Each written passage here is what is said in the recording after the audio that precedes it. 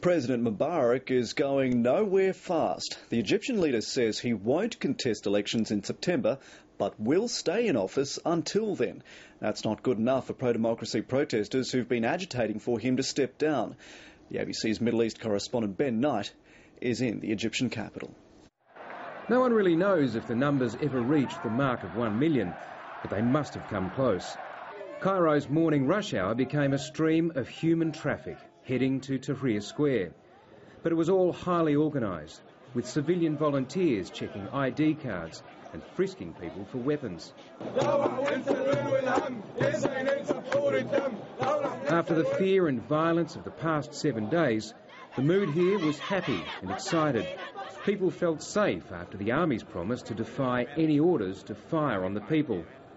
People brought their children to what they hoped would be a historic day. I feel happy, proud of the people that at last now they are talking. Now they are expressing themselves.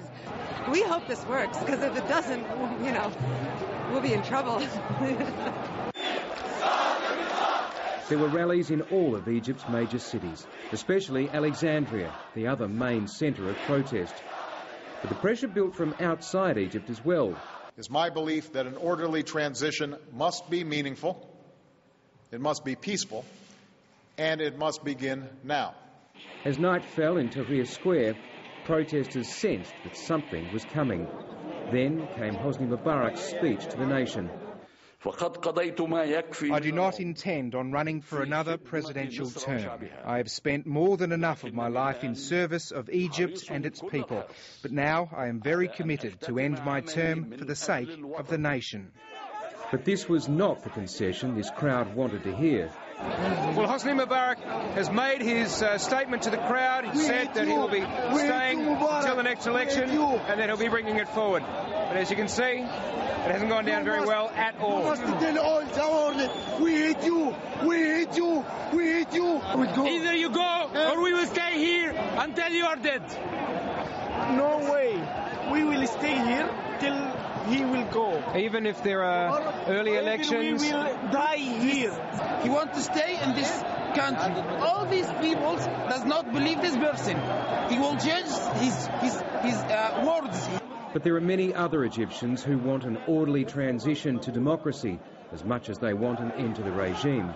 And that may give Hosni Mubarak a chance at holding on to a shred of dignity in his overthrow.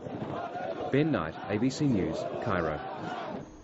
Let's go live now to our correspondent Philip Williams in Cairo. Phil, a concession from President Mubarak, but it's not good enough for the protesters. Where does this crisis go from here? Well, that's the big question. We are back in the middle of the crisis. It's as bad as ever with no apparent way out. The protesters saying we won't leave until he leaves. He's saying he's not going to leave, so we just don't know how this is going to end. Phil, how Egypt's neighbours watching all this? They've been looking anxiously for some time now. Yes, with extreme nervousness. King Abdullah in Jordan, for example, has made a preemptive sacking of his government, of his Prime Minister, hoping to appease the many demonstrators in his country. Other countries looking nervously on, hoping that this doesn't happen to them. But this is a contagion and it could spread easily to other countries in the region. And Phil, what's the latest on the Australians who are trying to leave Egypt? Well, many of them are now on their way in buses, on the way to the airport to catch the flights that have been put on by the Australian government to get them out of the country. They will fly to Frankfurt and then onward to other destinations. And those flights will continue over the next few days. So that'll be great relief for them and for the families watching with great concern from Australia.